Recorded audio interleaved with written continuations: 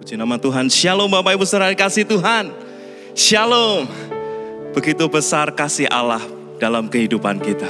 Oleh sebab itu sore hari ini kami mengajak Bapak Ibu saudara dimanapun Anda berada, boleh bersama-sama dengan kami untuk datang dalam hadirat Tuhan. Kita mau memuji, menyembah Dia, Raja segala Raja. Kita mau berdoa, kita tundukkan kepala bersama dan kita berdoa. Terima kasih Tuhan. Kami bersyukur buat kasih-Mu dan anugerah yang terus Engkau nyatakan atas hidup kami. Sore hari ini Tuhan, kami mau datang membawa setiap hati kami, pikiran kami, jiwa kami Tuhan. Biar kami datang menyembah-Mu, datang dalam hadirat-Mu, menghampiri tahta-Mu yang kudus. Kami percaya Tuhan, Engkau ada dan Engkau hadir di tengah-tengah kami, menjamah setiap kami. Roh Kudus, Engkau yang mau tolong setiap kami Tuhan. Ketika kami datang dengan sikap hati yang benar, maka berkat-Mu boleh tercurah atas setiap kami. Terima kasih Bapa, terima kasih Bapa di surga. Dan kami siap untuk memuji dan memuliakan nama-Mu lebih lagi. Hanya di dalam nama Tuhan Yesus, kami sudah berdoa dan mengucap syukur. Haleluya, amin. Mari kita datang bersama-sama ke bait-Nya yang kudus. Haleluya.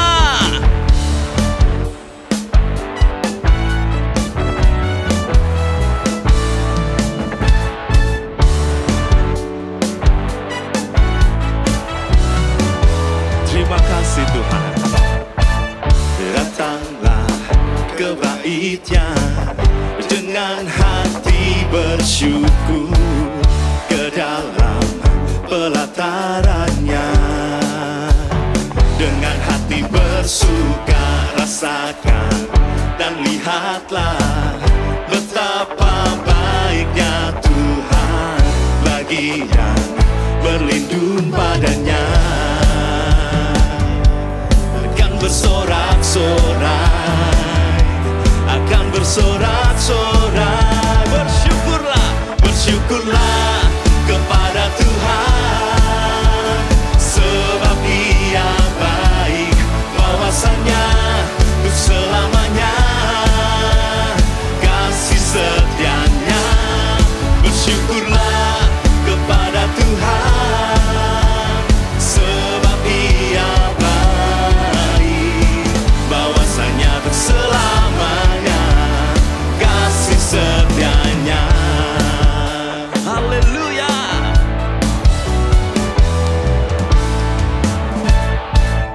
Datanglah ke bait-Nya dengan hati bersyukur, ke dalam pelatarannya dengan hati bersuka rasakan dan lihatlah betapa baiknya Tuhan bagi yang berlindung padanya. Akan bersorak-sorai, haleluya, akan bersorak-sorai. Bersyukurlah kepada Tuhan, sebab Dia baik, bahwasanya untuk selamanya kasih setianya. Bersyukurlah kepada Tuhan, sebab Dia baik, bahwasanya untuk selamanya kasih setianya. Bersyukurlah kepada Tuhan, sebab Dia baik, bahwasanya untuk selamanya kasih setiamu Tuhan, kasih setianya. Bersyukurlah kepada Tuhan,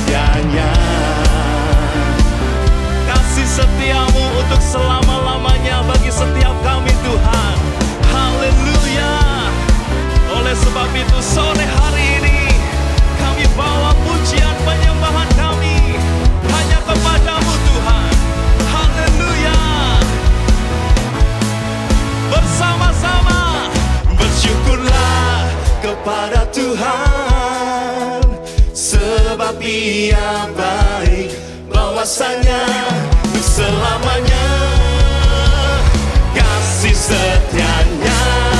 Bersyukurlah kepada Tuhan, sebab Ia baik, bahwasanya selamanya kasih setianya. Bersyukurlah kepada Tuhan, sebab Ia baik dari dulu, sekarang, sampai selama-lamanya. Kasih setianya. Bersyukurlah kepada Tuhan, sebab Ia baik, bahwasanya untuk selamanya kasih setianya. Bahwasanya untuk selamanya, bahwasanya untuk selamanya, bahwasanya untuk selamanya kasih setianya. Bersama katakan bersyukurlah. Haleluya. Di sore-sore yang terbaik bagi Tuhan kita, kami bersyukur Tuhan buat sore hari ini. Kami percaya Engkau hadir di tengah-tengah kami. Kami mau lebih lagi untuk memuji, memuliakan nama-Mu, menyembah nama-Mu yang kudus, sebab Engkau baik Tuhan. Haleluya. Jesus Lord. Terima kasih Tuhan. Terima kasih.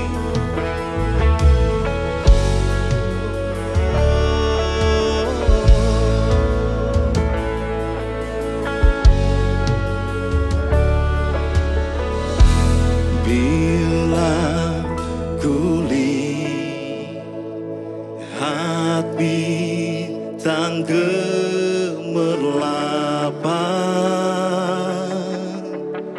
dan bunyi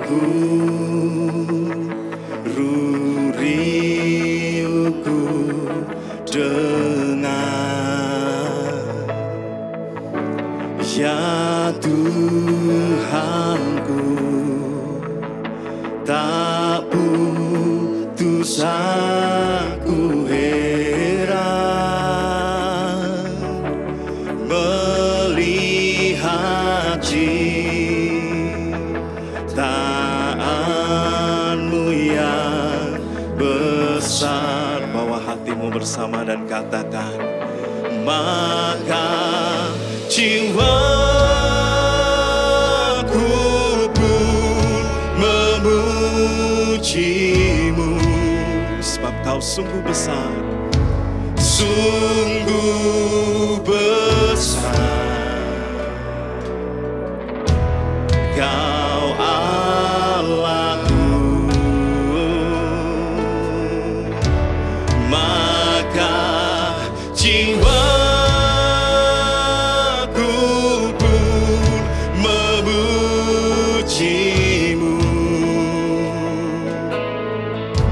sungguh besar.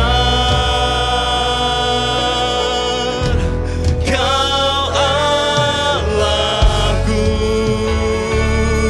Haleluya.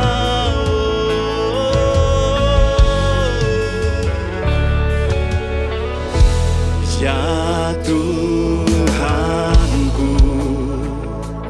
apabila ku renungkan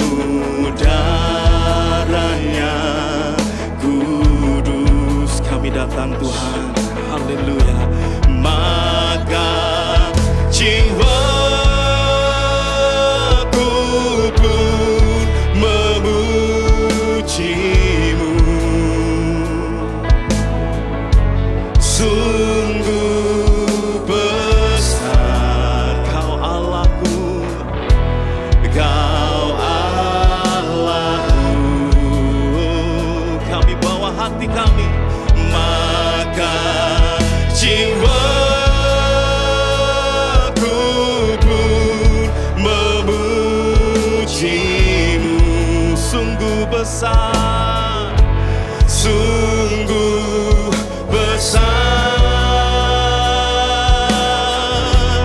Kau Allahku, maka jiwa kami, maka jiwaku pun memujimu. Sungguh besar, besar Kau Allah kami Tuhan, Kau Allahku,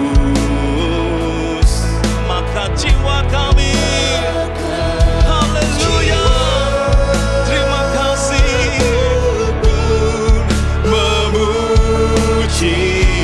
Sungguh besar, sungguh besar.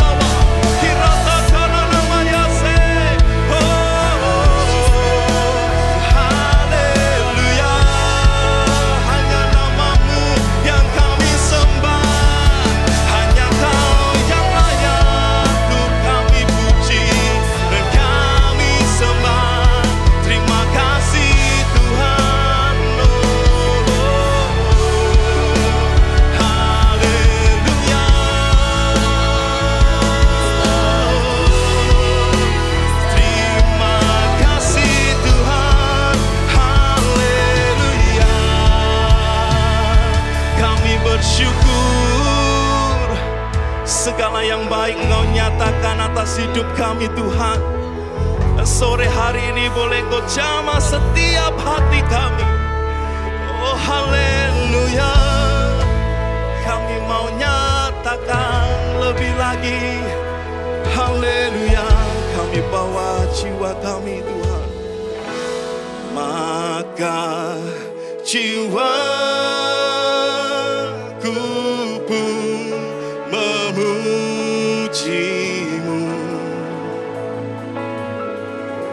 Sungguh besar Kau Allah, Kau Allahku. Maka jiwa kami Tuhan, maka jiwa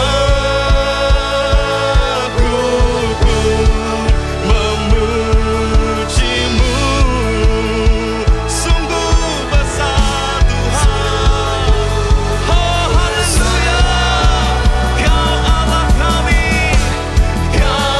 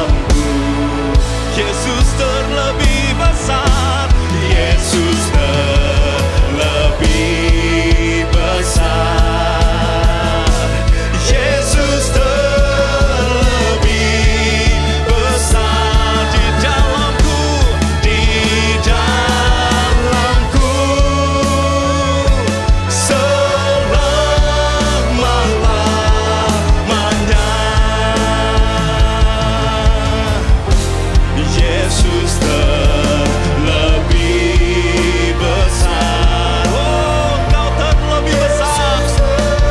Oh, haleluya. Di dalam kami Tuhan, dalamku, di dalamku, Yesus terlebih besar. Yesus terlebih besar. Yesus terlebih besar. Di dalamku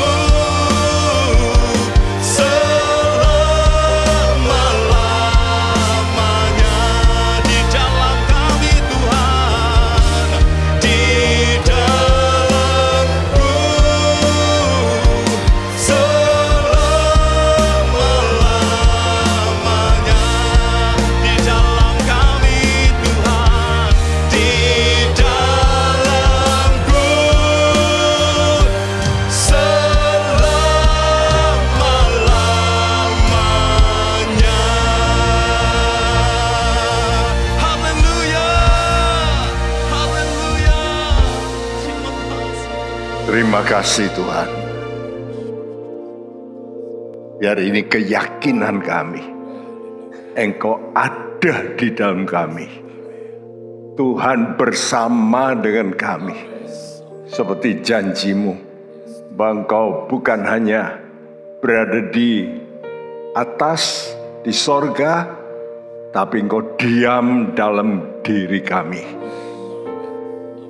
Bahkan Engkau menjanjikan sampai kesudahan alam. Kami bersyukur buat kasih setia Tuhan, buat perjanjian Tuhan. Dalam nama Tuhan Yesus. Semua kita yang percaya berkata bersama, amin. Shalom teman-teman semuanya. Hari ini PA mestinya ada tema yang baru, yaitu sehatlah jiwaku, jiwa kita harus sehat. Tapi saya merasa perlu ada breaking news, ya, supaya kita itu melek dan menjaga jiwa kita dengan baik. Dan untuk menggandengkan dengan apa yang saya khotbahkan, PA kan bahwa Musa itu pemimpin yang setia, dia bisa, saudaraku, memberikan tongkat estafet kepada Joshua untuk melakukan apa yang Tuhan janjikan. Dan Tuhan janjikan dengan memilih seorang, yaitu Bapak Abraham. Kenapa Bapak Abraham bisa menjadi orang percaya? Karena Kisah Rasul 7 ayat 2 mengatakan, Allah yang maha mulia menampakkan diri kepada Abraham. Itulah awal. Jadi awalnya bukan dalam kitab Kejadian. Tapi awalnya itu adalah satu iluminasi yang disampaikan, wahyu yang disampaikan oleh Stefanus, yang memberikan kepada kita iluminasi. Mengapa Bapak Abraham ini bisa menjadi orang percaya? Karena dia melihat kemuliaan Allah. Nah, dan saya berpikir Tuhan itu maha kuasa. Dia mengatur dari dulu apa yang akan terjadi. Itu yang disebut nubuat.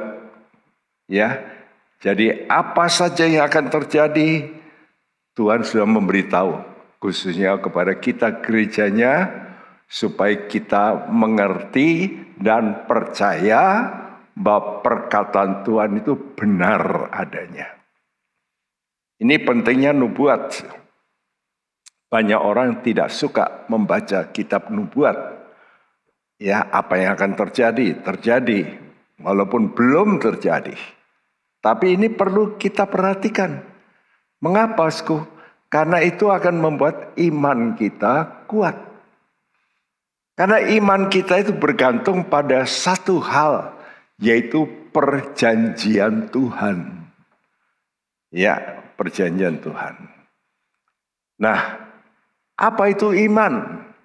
Saya beri gambar di situ, orang yang memegang lens untuk melihat yang jauh, tapi bisa didekatkan. Biasanya kadang-kadang memakai dua, ya, binoculars. Ya, jadi dengan dua itu lebih apa yang jauh sekali bisa dilihat dekat. Dan Tuhan kasih waktu zaman Nuh setelah digenapkan, Tuhan kasih satu tanda, inilah perjanjianku, yaitu dengan rainbow, ya, yang berwarna 7. Ini bukan warna dari LGBT, kalau LGBT itu 6, tapi Tuhan itu 7. 6 itu angka manusia, itu aneh, mereka memilih 6, Tuhan 7, sempurna, ya. Jadi Tuhan memberitahu bahwa janji Tuhan itu pasti. Apa itu iman?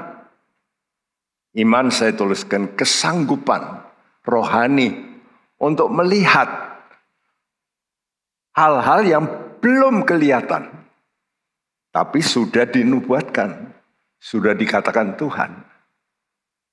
Itu iman yang benar. Jadi anak-anak Tuhan mesti mempercayai Alkitab kita itu adalah Alkitab nubuat. Ya. Jadi membicarakan hal-hal yang belum terjadi namun yang pasti terjadi. Walaupun keadaannya bisa sepertinya masa bisa begitu. Tapi nanti Tuhan bisa ubah dalam tempo sekejap. Ya. Saudara, nah, kita melihat seperti yang saya katakan tadi, iman itu kesanggupan untuk melihat apa yang tidak kelihatan. Saya ulangi apa yang saya tuliskan 2 minggu lalu tentang Musa. Ya, Ibrani 11 ayat 27. Karena iman, maka ia telah meninggalkan Mesir dengan tidak takut akan murka raja. Ia bertahan sama seperti ia melihat apa yang tidak kelihatan. Iya, karena iman. Musa ini pangeran. Sebetulnya kalau dia tetap berada di Mesir, dia diperhatikan, dia orang terhormat, ya, diangkat menjadi anak angkat oleh ratunya Hatshepsut namanya, saudaraku, ya, dan dia justru tinggalkan itu. Di sini katakan tidak takut akan murka raja. Ia bertahan, kata bertahan itu endures. Jadi dia itu ia harus menahan diri menghadapi masalah-masalah. Menghadapi pembunuhan, menghadapi olokan, menghadapi hal-hal yang berat, ia bertahan. Sama seperti ia melihat apa yang tidak kelihatan. Jadi kenapa dia bisa bertahan dalam kesulitan? Karena dia punya iman, melihat, wih, ini akan terjadi.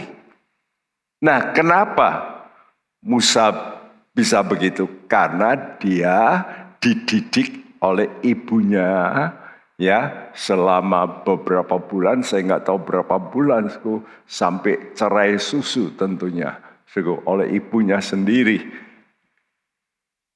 Karena waktu itu dengan caranya Miriam, dia bisa, ya, waktu Ratu Hatshepsut, putri Firaun itu mengangkat dia, maka Miriam berkata, bolehkah aku mencari penyusu orang Ibrani? Oh boleh. Lalu disusui oleh ibunya sendiri. Dan pasti diberitahu tentang satu hal. Apa itu? Abraham. Karena Abraham itu bapaknya orang percaya. Di dalam surat Ibrani 11, saudara akan melihat deretan pahlawan iman. Dimulai dengan Habel, ya, tapi lalu konsentrasi lebih banyak kepada bapak orang percaya. Itulah Abraham. Coba kita ulangi Ibrani 11 ayat 13. Dalam iman, mereka semua ini telah mati sebagai orang-orang yang tidak memperoleh apa yang dijanjikan itu, tetapi yang hanya dari jauh melihatnya dan melambai-lambai kepadanya, dan yang mengakui bahwa mereka adalah orang asing dan pendatang di bumi ini. Iya, jadi ini termasuk Bapak Abraham. Dalam iman mereka itu yang sebelumnya ya Habil, lalu Nuh, lalu Abraham, lalu keluarganya ya. Dalam iman mereka semua telah mati sebagai orang-orang yang tidak memperoleh. Walaupun Tuhan kasih janji tapi tidak mendapat. Sekarang kalau orang dijanji Tuhan, diberkati, lalu belum terima berkat, marah-marah. Sudahlah, aku cari dewa lain yang bisa memberkati.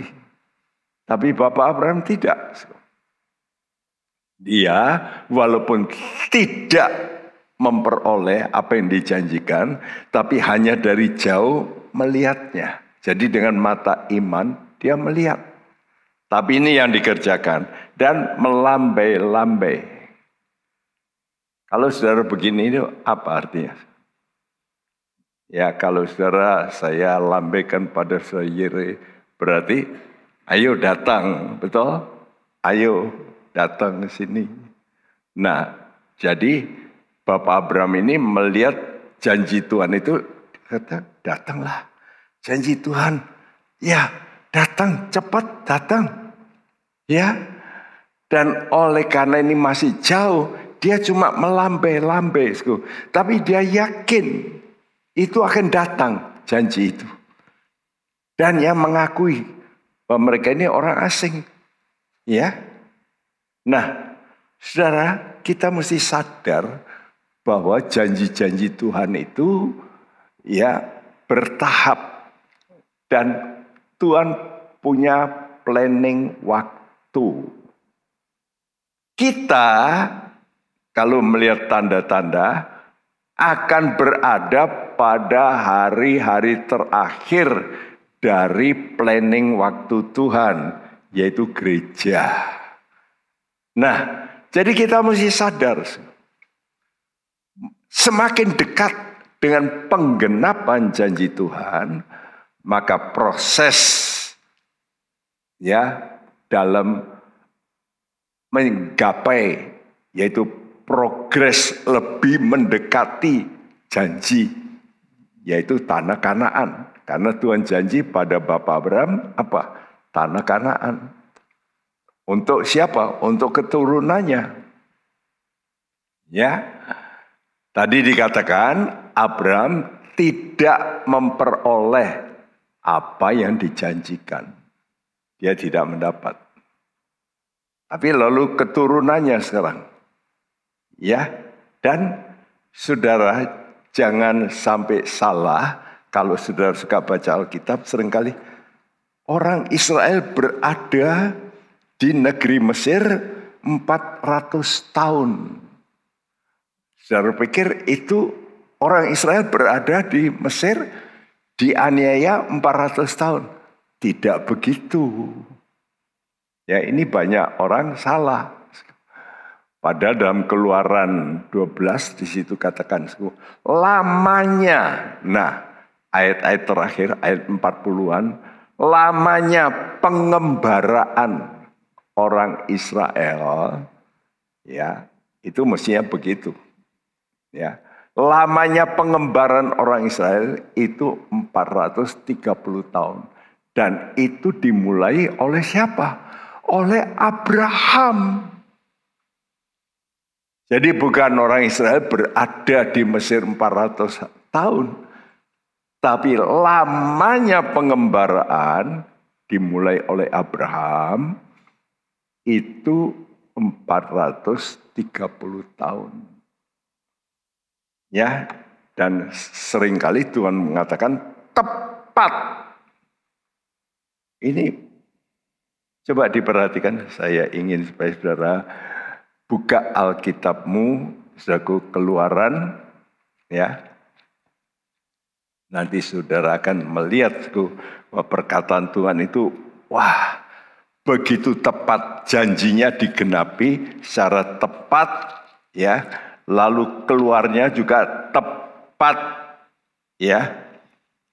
Coba bacakan Keluaran 12 ayat 41.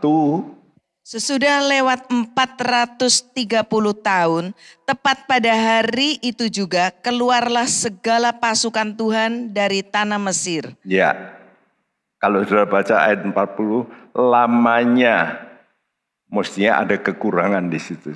Lamanya pengembaraan orang Israel yang diam di Mesir. Mestinya begitu, ya. Jadi, saudaraku, dimulai dari siapa? Dari Bapak Abraham. Tepat. Nah, kalau tepat berarti keluarnya orang Israel dari Mesir itu tepat harinya seperti Bapak Abraham keluar dari Mesopotamia. Tepat. Ya, saudaraku, ini kita mesti mengerti, Tuhan kalau janji, Tuhan itu bisa mengatur waktunya, itu bisa on time. Ya, nah, jadi itu Abraham, lalu keturunannya terus keluar Musa. Musa oleh karena dia melanggar perintah Tuhan, mestinya suruh bicara kepada batu, dia pukul batu, maka Musa dilarang masuk tanah perjanjian. Dia disuruh Tuhan naik ke gunung. Dan Tuhan kata, kamu lihat ini dengan matamu sekarang. Karena itu saya beri gambar yang kedua. Lihat gambar pertama, mata Abraham itu agak gelap, ya. Matanya Musa lebih terang. Kenapa? Karena sekarang dia melihat tuh, ini loh Musa, di hadapanmu tanah perjanjian, tapi kamu nggak boleh masuk. Yang akan masuk Yosua. Karena itu sudah saya beri gambar yang ketiga, mata yang lebih terang sekarang. Yosua mengalami, ya, mengalami. Dia merebut dan menduduki. Jadi begitulah namanya visi. Visi itu bisa jauh, lalu makin mendekat, makin mendekat, makin mendekat. Dan kita, orang akhir zaman ini, sudah sangat dekat. Saya sudah berikan ayat ini, ya, tidak perlu dibaca. Kalau sudah baca, coba perhatikan. Saya memang tayangkan ini.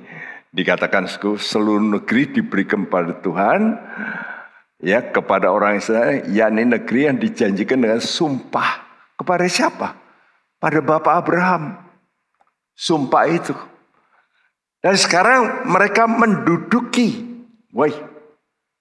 Jadi ini betul-betul mengalami, menduduki dan menetap di situ. Ya. Dan Tuhan kasih keamanan. Lalu saya kasih di situ blinking, ya, tepat seperti yang dijanjikannya dengan bersumpah. Tepat. Saya punya Tuhan yang kalau janji itu tepat. Tepat apa yang dijanjikan pasti digenapi.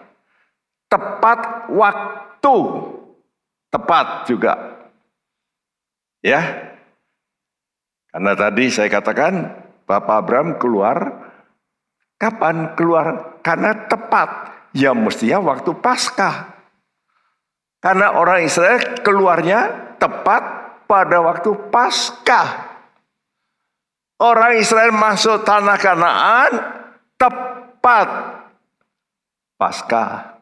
Karena itu waktu pasca mereka sampai tanah Kanaan. Luar biasa, saudaraku. Ya. Dan begitu sampai, mana berhenti, sekarang diganti. Ya, dengan mereka sekarang ada namanya perjamuan, ya, pasca itu. Kita menulis begitu, semua musuhnya diserahkan Tuhan pada mereka.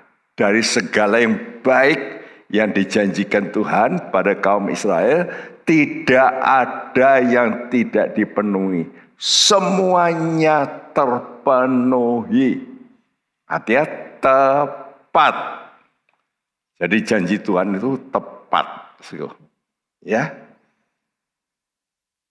Karena itu kalau ini betul, saudara yakini, apa yang mesti keluar respons dari dirimu.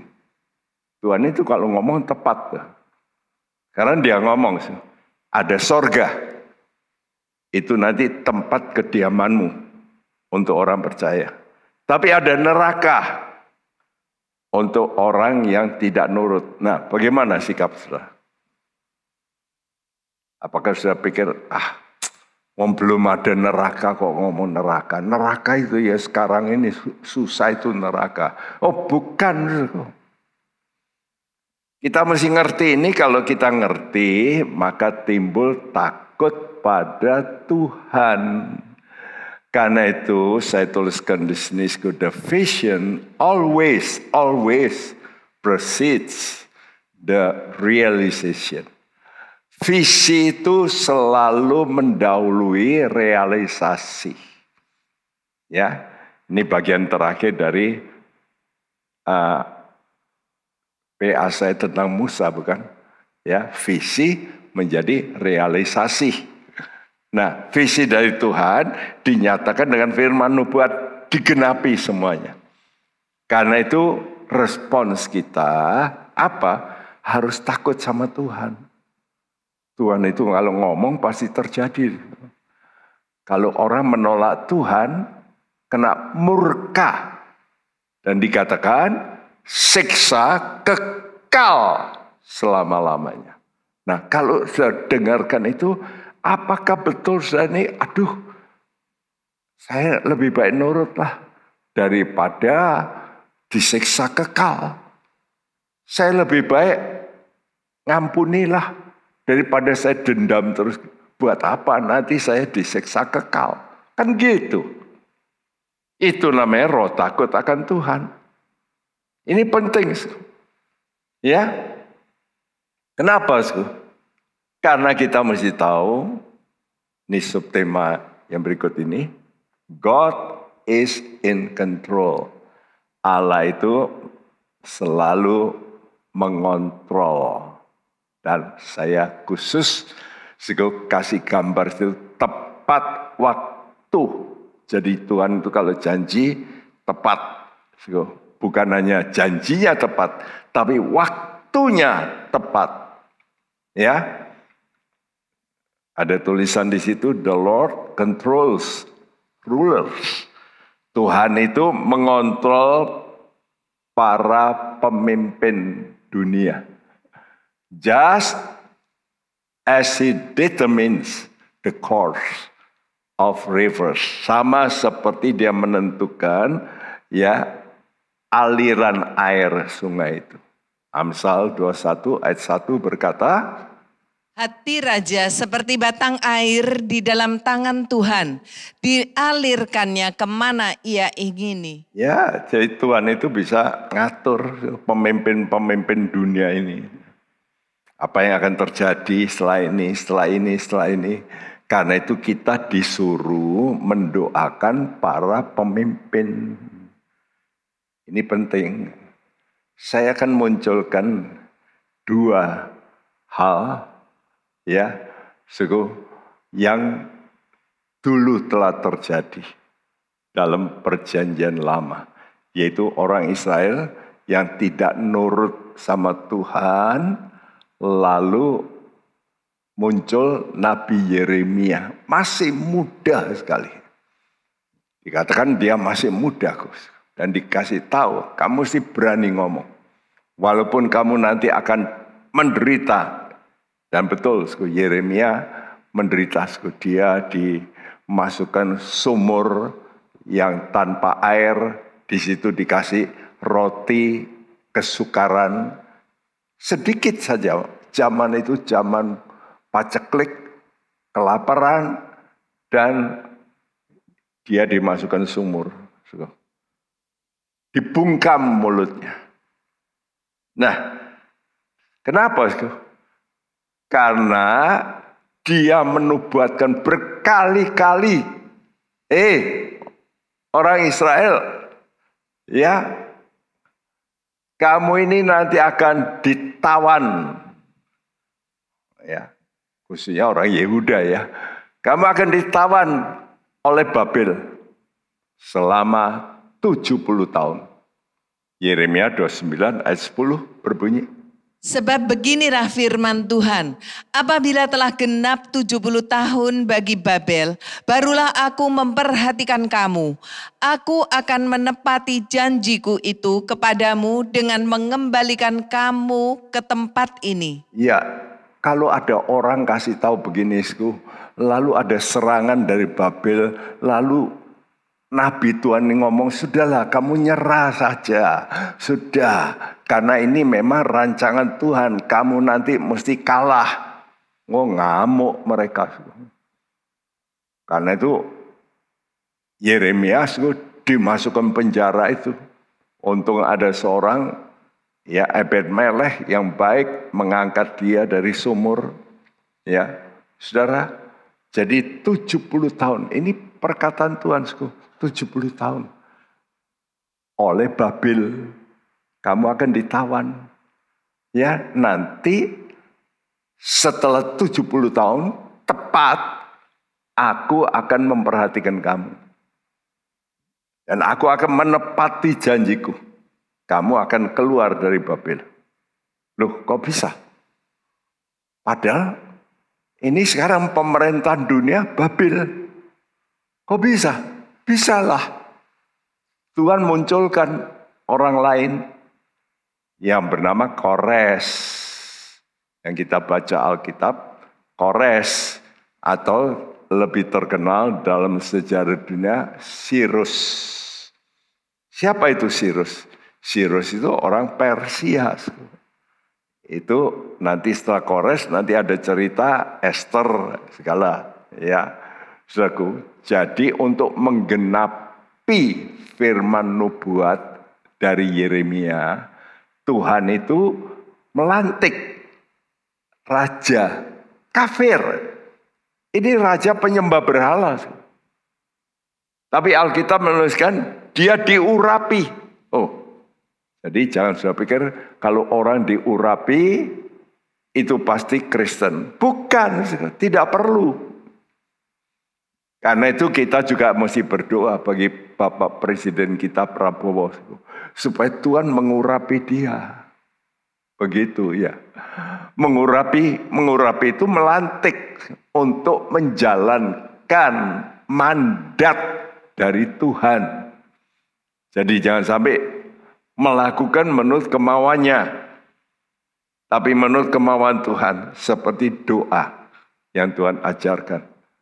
Ya, doanya bagaimana?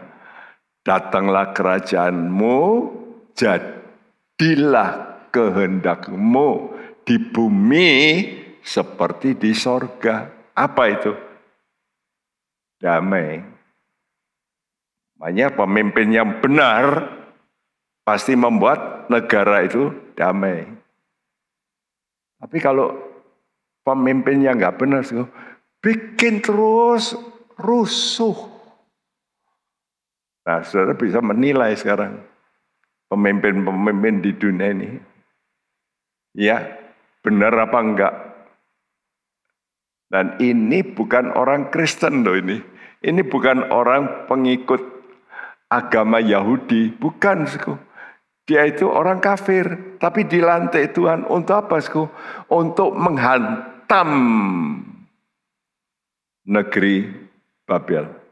Tahun 539. Ya, Bahkan Tuhan ngomong dalam kitab Nabi Yesaya 45, satu pasal penuh Tuhan bicara tentang Kores.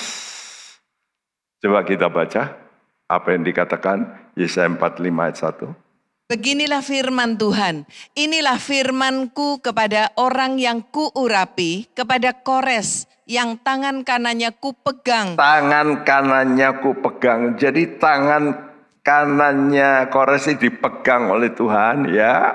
Supaya aku menundukkan bangsa-bangsa depannya dan melucuti raja-raja, supaya aku membuka pintu-pintu di depannya, dan supaya pintu-pintu gerbang tidak tinggal tertutup. Wow, kok bisa begitu ya? Nah itulah sebabnya suku Kores ini perang bisa menang. Babel waktu itu sudah tahu Babel itu temboknya besar, bukan main. Tembok kota Babel itu bisa dipakai untuk orang naik kuda, kereta kuda.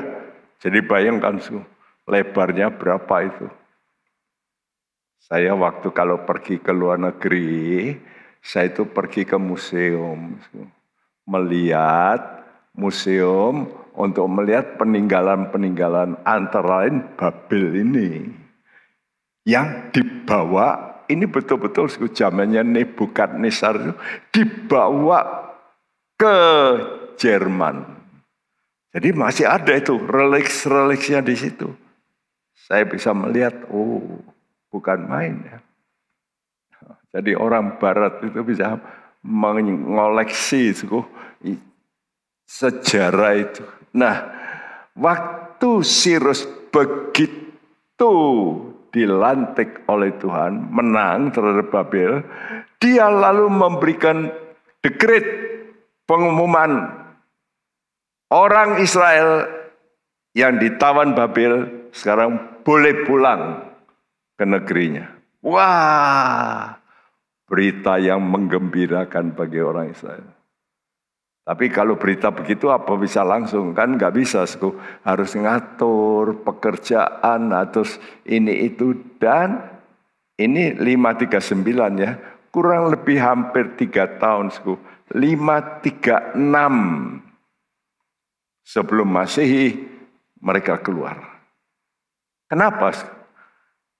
Karena Yehuda itu runtuh tahun 606 sebelum Masehi. Sekarang orang-orangnya di bawah pimpinan Zerubabel. Nah ini gambar yang di bawah. Ya, Zerubabel ini diangkat oleh Kores untuk memimpin orang Israel pulang. Nah itu dapat saya baca dalam kitab Esra. Ya, jadi saudaraku, Alkitab kita ini otentik sejarah. Betul ini ada Zerubabel. Setelah Esra lalu Nehemia nanti nyusul. Wow. Ya. Luar biasa. Ini waktu Babel. Ya, jadi Tuhan bisa pakai Raja Kores. Ini Raja Persia yang sekarang ini, kalau Persia ini lagi perang sama Israel itu, Iran. Dulu ini baik nih sama Israel.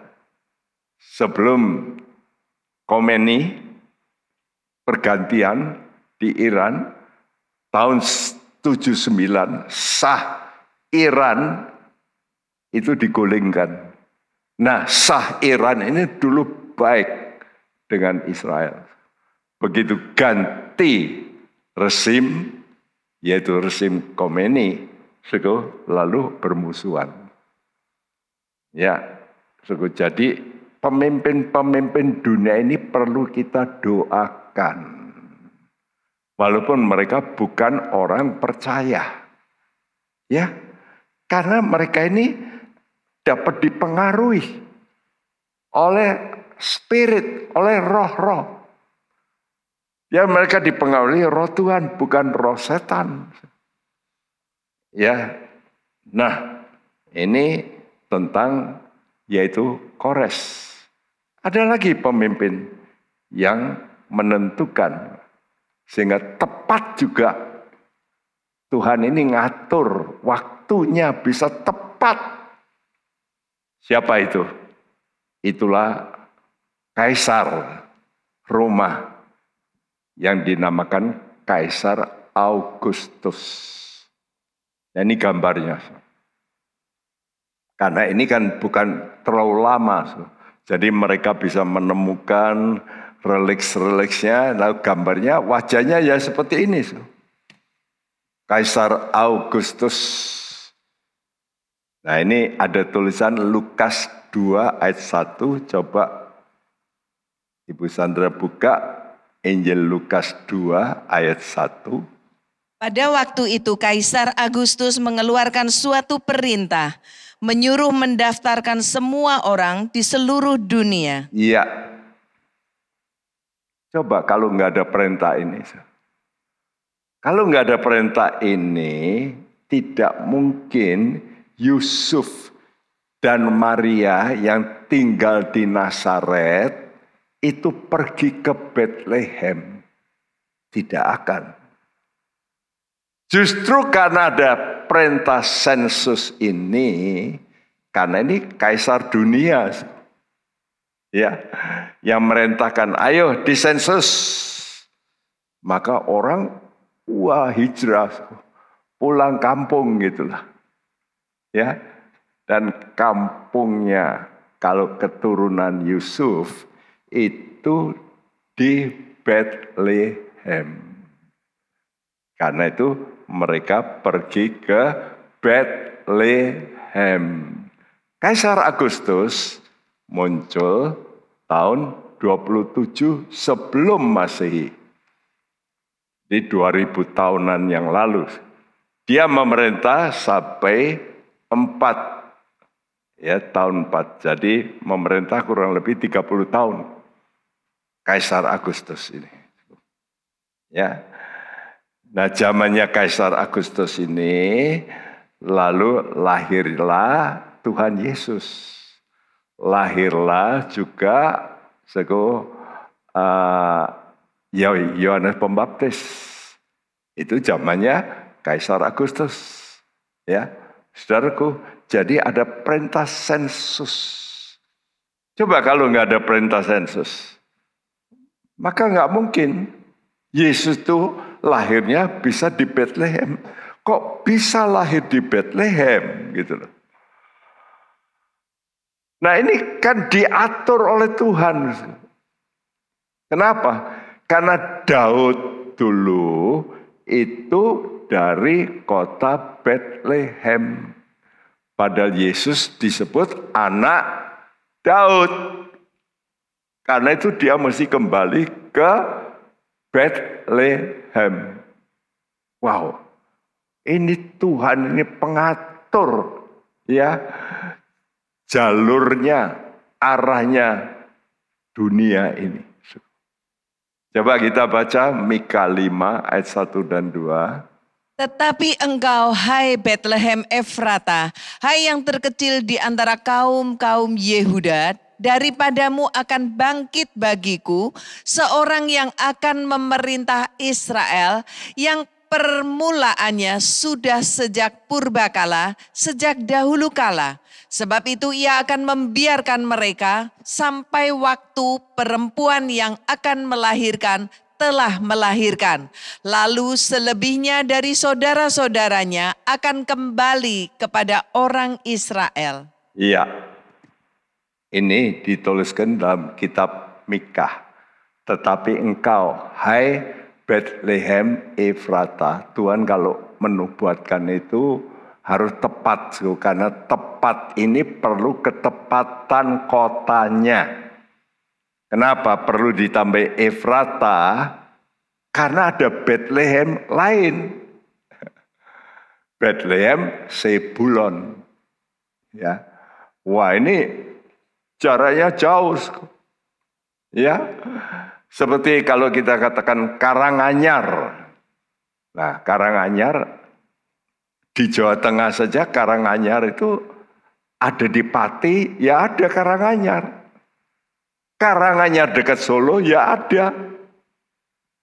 Di Jawa Timur juga ada Karanganyar. Ya toh. Tapi Tuhan itu ngomong sih, Bethlehem Efrata dan terkecil. Kota ini, aduh, gak ada artinya, kampung, desa. Nah disitulah Tuhan itu lahir. Karena itu susah cari penginapan. Ya, karena di desa betul-betul desa. Penginapannya ya di rumah-rumah.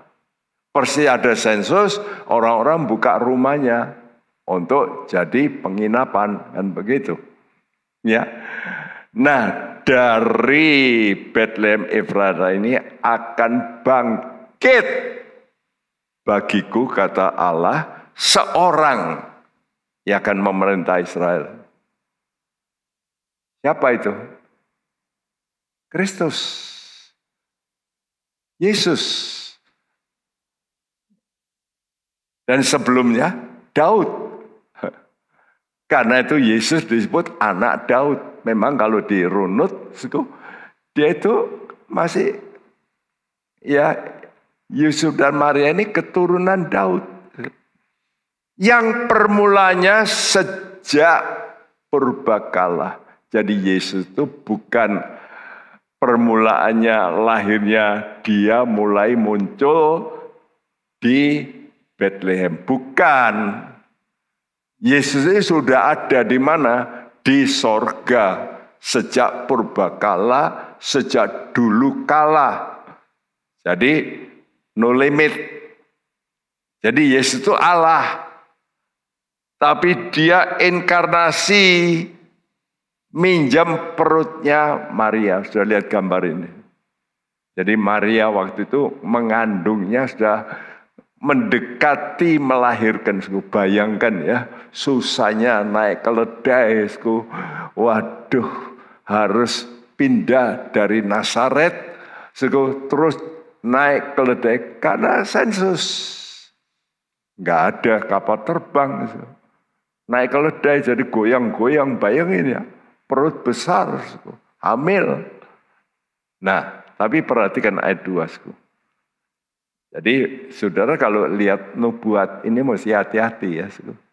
Kadang-kadang rentet ya, gandeng, tapi waktunya bisa jauh. Sebab itu ia akan membiarkan mereka. Loh, kok membiarkan? Membiarkan siapa? Membiarkan Israel. Kenapa membiarkan Israel? Karena Yesus yang dikandung oleh Maria ini ditolak. Jadi Allah ini sudah susah-susah berinkarnasi ya untuk mencari orang Israel, ditolak. Karena ditolak, maka Tuhan membiarkan, wis kamu saya lepas. Karena itu sudah lihat setelah mereka menolak Yesus, mereka mengalami bermacam-macam hal sampai terakhir ini perang dengan Hamas, Hezbollah, ya, dengan Houthi, dengan Iran dan seluruh dunia sering kan ngutuk Israel. Kenapa? Ya karena ini menolak Yesus. Sebab itu ia akan membiarkan mereka. Jadi Tuhan ini lepas tangan, membiarkan supaya nanti dihajar ya oleh antikris sampai waktu perempuan yang akan melahirkan. Dan gambar yang di bawah itu siapa itu? Sion, yaitu orang Israel nanti akan lahir ya, lahir baru ya, telah melahirkan, lalu selebihnya dari saudara-saudaranya akan kembali kepada orang Israel. Israel akan bertobat setelah menderita sakit bersalin. Nah sekarang ini zamannya Israel sakit bersalin. Jadi saudara mesti ngerti ini. Kenapa ya Israel ini kok ngalami ya yang gak enak terus dari dulu ini. Kaisar-kaisar dulu juga termasuk Kaisar Hadrian yang keras. Sampai diganti tempatnya itu Palestina. Itu Kaisar Hadrian. Ya, sehingga kita kenal sekarang tanah Palestina. Sebetulnya itu bukan Palestina. Kanaan. Tapi diubah jadi Palestina. Sehingga orangnya disebut itu milik Palestina. Padahal bukan. Padahal orang Palestina itu bukan penduduk asli di situ. Bukan. Ya, saudaraku. Jadi perhatikan ayat 2 ini penting. Sebab itu ia akan membiarkan. Jadi Tuhan biarkan umat Israel. Nah sekarang ini yang saya tekankan sekarang. Kepastian firman nubuatnya bagi kita gereja pada akhir zaman. Ya, kita ini kan ngalami sekarang apa yang terjadi. Sudah melihat apa yang sudah saya terangkan berkali-kali, yaitu satu kali Tuhan ini nanti akan datang di udara. Ya, jadi Tuhan datang di udara untuk apa? Ini namanya Tuhan datang sebagai pencuri, menjemput BSG, buah sulung gereja. Di bawah saya tulis buah sulung gereja, siapa itu? Orang yang percaya firman nubuat sebelum terjadi masa sengsara. Jadi saya harapkan saudara sudah siap-siap sekarang supaya menjadi buah sulung gereja. Supaya tidak mengalami sengsara. Sengsara itu 2 tahap, nanti permulaan sengsara dan sengsara besar. 3,5 tahun, 3,5 tahun. Kalau saudara luput masuk, maka saudara menjadi buah susulan gereja. Karena saudara percaya setelah melihat. Nah, saudara akan mengalami sengsara. Tapi Tuhan masih baik. Tuhan kasih kesempatan supaya selamat. Dan ini yang akan dialami oleh orang Israel. Mereka akan mengalami permulaan sengsara dan sengsara besar. Karena antikris akan berdiri di bait Allah. Karena itu sekarang ini sudah tahu perang ini nanti akan berujung pada pembangunan bait Allah. Oh, ini pasti. Jadi kita mengharapkan rapture ya sebelum masa sengsara. Atau kalau saudara tidak diangkat saat Tuhan datang di udara, saudara akan juga rapture. Tapi menjadi buah susulan yang rapture. Jadi rapture itu ada ditulis di Alkitab. Ya. Jadi jangan sampai saudara sekarang ini ada ya pengkhotbah yang berkata enggak ada rapture. Karena mereka mempunyai kepercayaan ya Tuhan memerintah itu ya di bumi sekarang ini sudah. Itu namanya pengikut amilenial. Ya.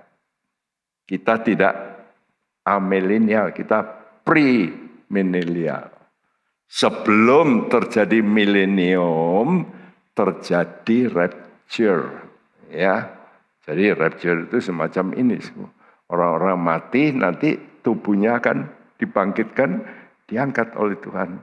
Seperti yang ditulis 1 Tesalonika 4 ayat 15 sampai 18.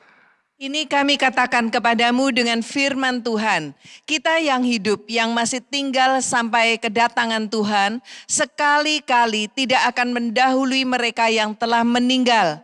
Sebab pada waktu tanda diberi, yaitu pada waktu penghulu malaikat berseru dan sangkakala Allah berbunyi, maka Tuhan sendiri akan turun dari sorga dan mereka yang mati dalam Kristus akan lebih dahulu bangkit. Sesudah itu kita yang hidup, yang masih tinggal akan diangkat bersama-sama dengan mereka dalam awan menyongsong Tuhan di angkasa. Demikianlah kita akan selama-lamanya bersama-sama dengan Tuhan. Karena itu, hiburkanlah seorang akan yang lain dengan perkataan-perkataan ini. Ya, kita melihat sesudah itu kita yang hidup, lalu yang hijau, yang masih tinggal ya sekarang nanti kalau Tuhan datang di tengah-tengah itu ada ya, maka Tuhan sendiri nanti akan turun dari sorga.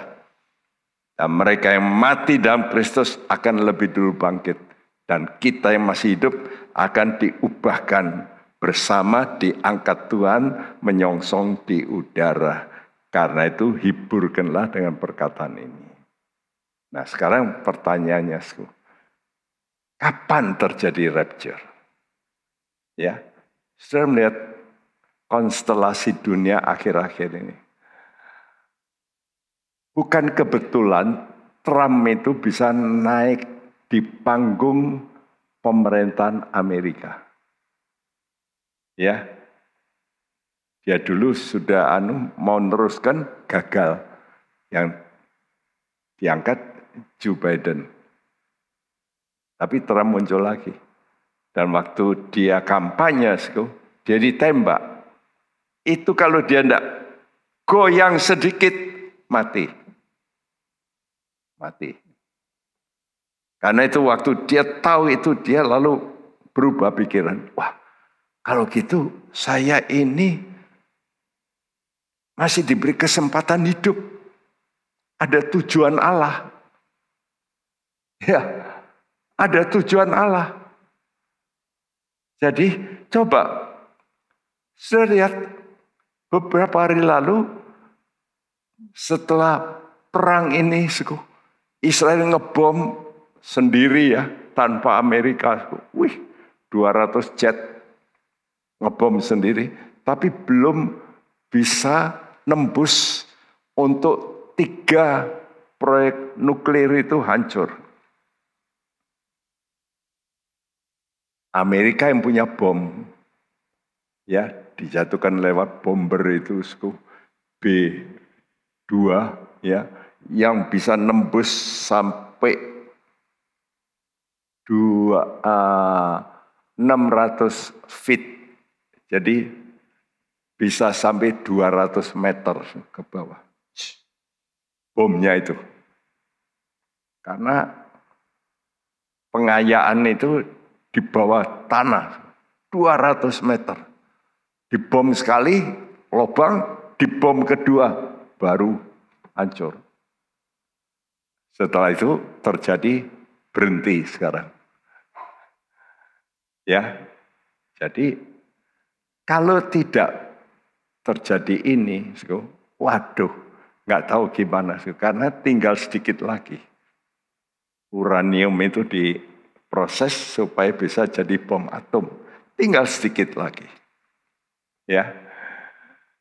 Jadi kan timbul sesuatu, makanya orang dulu berkata perang dunia ketiga, perang.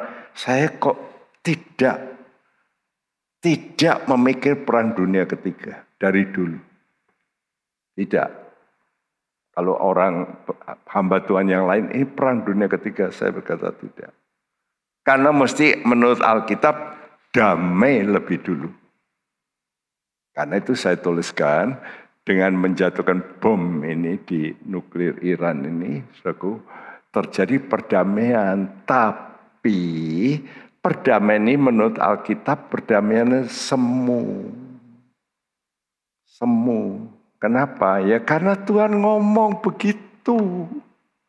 1 Tesalonika 5 ayat 1-3.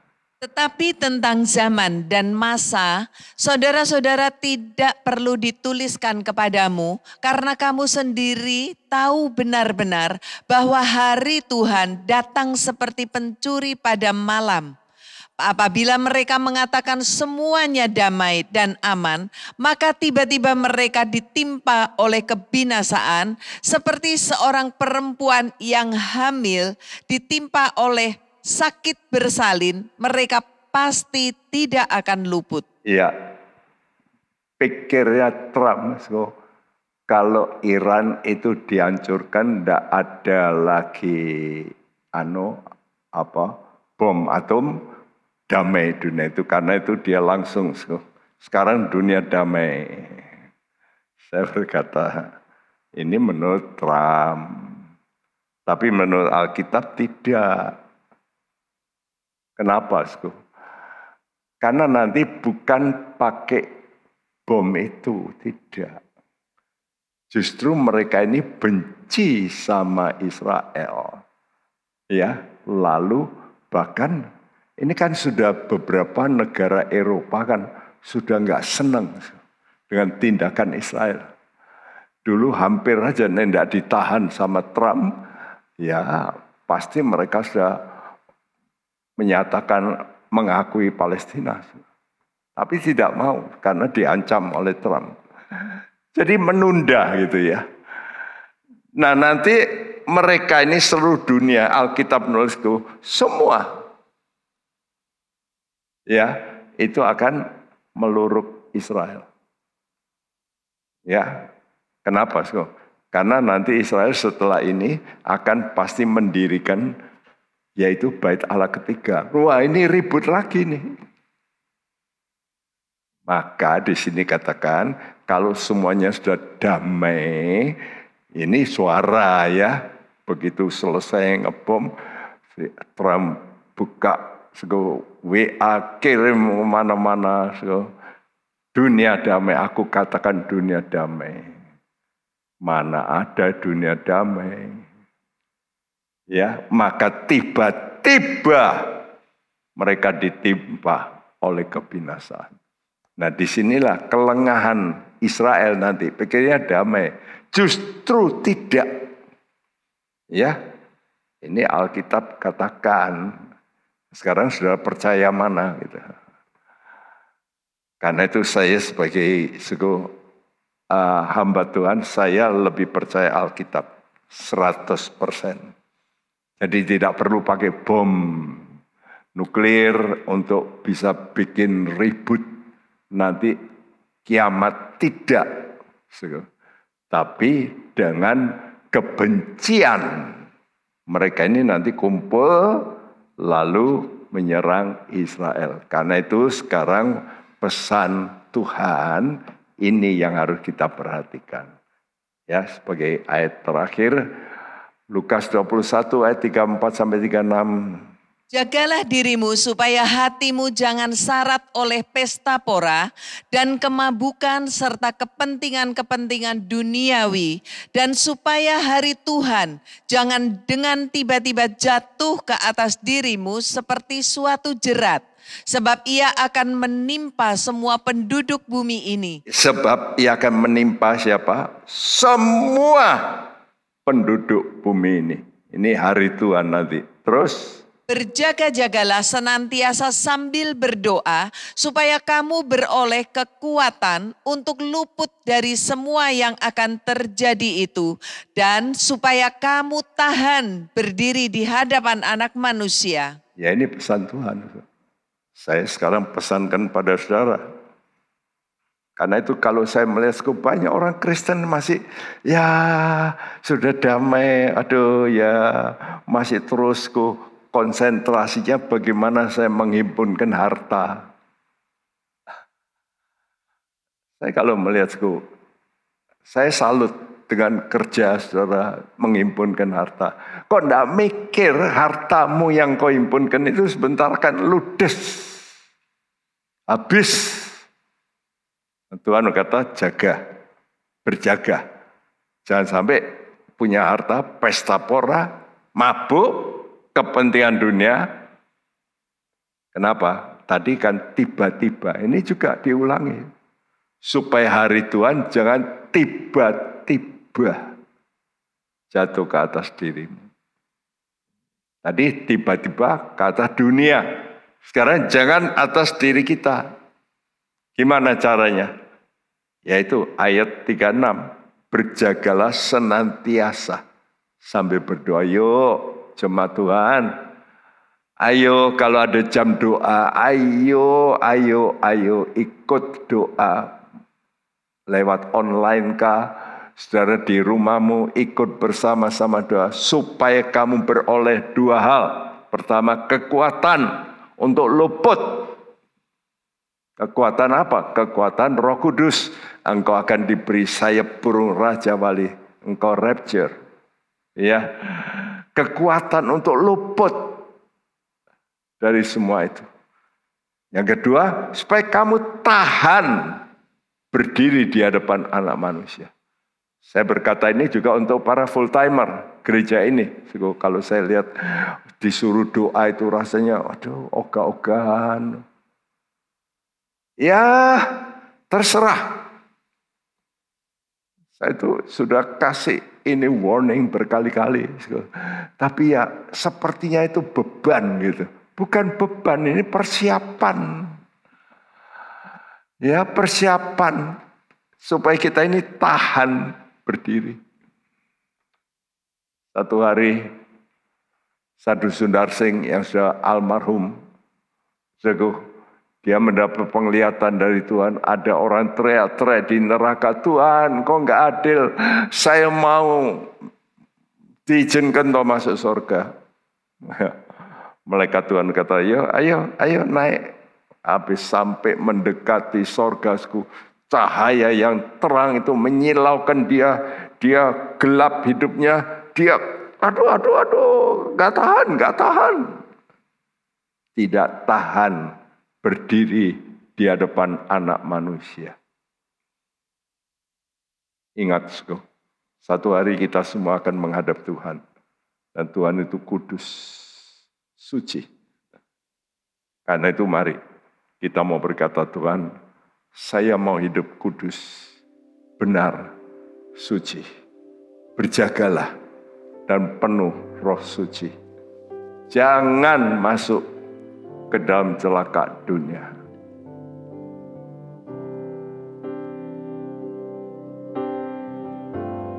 Berjagalah dan penuh Roh Suci. Jangan masuk ke dalam celaka dunia yang setiap kelak luput dari bahaya. Berjagalah terus penuh Roh Suci. Nyanyikan dengan pengertian. Berjagalah dan penuh Roh Suci. Jangan masuk ke dalam celaka dunia yang setiap kelak luput dari bahaya. Berjagalah terus penuh Roh Suci. Kadang-kadang kita mesti menguliai bukan orang lain, tapi jiwa kita. Seperti apa yang dituliskan oleh Daud. Dia berkata, hai jiwaku, mengapa kamu gundah? Haraplah pada Tuhan, pujilah Tuhan. Jadi kadang-kadang pikiran perasaan kita itu yang kadang-kadang masa toh akan betul terjadi begitu. Kita mesti ngomong sama pikiran perasaan kita, kehendak kita ini. Ayo nurut firman Tuhan. Firman Tuhan itu roh. Karena itu kalau rohmu kuat, engkau baru bisa menundukkan jiwamu. Dan kau berkata pada dirimu sendiri, berjaga, berjaga, penuh Roh Suci. Berjagalah dan penuh Roh Suci. Jangan masuk ke dalam celaka dunia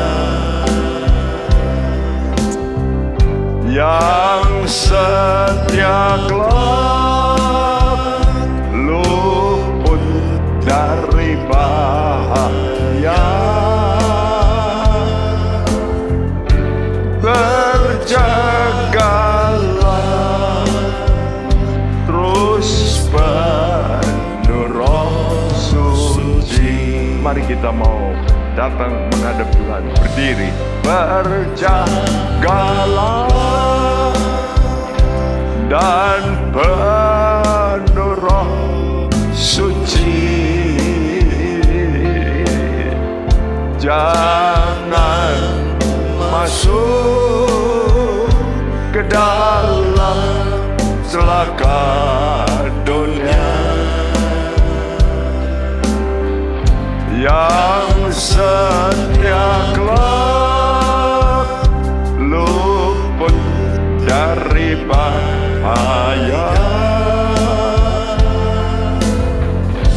Berjagalah terus penuh Roh Suci yang setia kelak, yang setia kelak luput dari bahaya. Berjagalah terus penuh Roh Suci.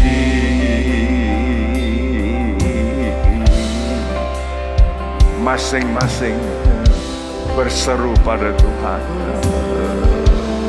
Masing-masing mengajari diri sendiri. Ya Tuhan,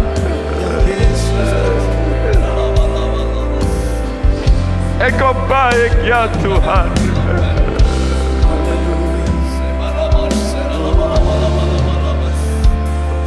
Engkau baik Tuhan.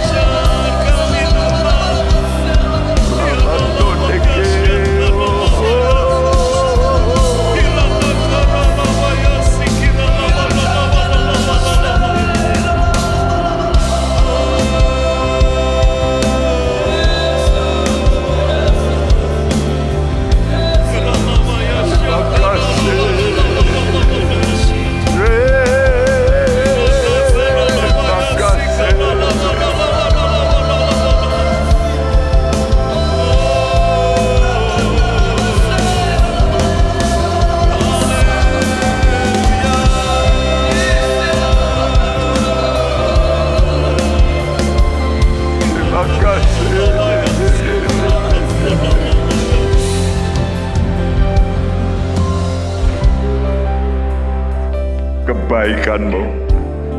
Kau sudah nyatakan melalui firman-Mu, memperingatkan kami masing-masing, supaya kami jangan sampai ditimpa murka Tuhan, tapi kami boleh luput dari murka Tuhan. Itulah yang Kau inginkan, supaya anak-anak-Mu yang mau mendengar firman-Mu, supaya kami jangan mengalami hal-hal yang pahit baru bertobat, tapi kami mau bertobat lebih dahulu, supaya kami tidak mengalami hal-hal yang pahit. Tuhan, bicara keras kepada kami semua, dan supaya kami mempunyai komitmen untuk terus mendekat pada Tuhan. Terima kasih. Terus usik hati umat-Mu yang sudah mendengarkan firman-Mu, bahwa perkataan firman nubuat bukan kebetulan, tapi firman nubuat disampaikan supaya kami muncul roh takut akan Tuhan. Terima kasih, terima kasih. Tuhan, tolong negara kami, bangsa kami, khususnya pemerintahan kami, Bapak Presiden, Wakil, Menteri, para gubernur, Tuhan, wali kota, bupati, dan aparat-aparat yang paling rendah, TNI, Polri, juga Engkau Tuhan, kehakiman, semua diberi roh takut akan Tuhan. Terima kasih, berkati umat-Mu, dan jadikan umat-Mu pemberita firman, supaya mereka juga bisa mengingatkan orang lain. Sebelum kami berpisah, kami tadakan tangan kami, dan terimalah saudara berkat dari Allah Bapa kita, dari Tuhan kita Yesus Kristus, dan persekutuan Roh Kudus, mulai hari ini sampai Maranatha, Dia datang kembali. Dan siap kita yang percaya berkata bersama, amin. Tuhan memberkati. Amin.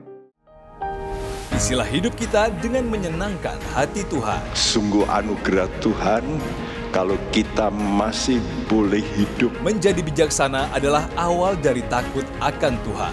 Gunakan waktu. Mari kita takut akan Tuhan. Bergabunglah dengan Pendeta Timotius Subekti dalam program Suara Alfa Omega. Hanya di Live Channel. Penyaluran kolekte maupun persembahan lainnya dapat dilakukan melalui transfer ke nomor rekening gereja dengan nomor 009 707 2071 atas nama Megawati dan Lee Irwande, atau dengan scan QR Code berikut ini. Bagi jemaat Tuhan yang rindu mendapatkan informasi seputar kegiatan gereja, renungan harian, dan lain-lain melalui WhatsApp gereja, Anda dapat mendaftar dengan cara ketik BC spasi on dan mengirimkan ke WA gereja dengan nomor 0815 7802 2000.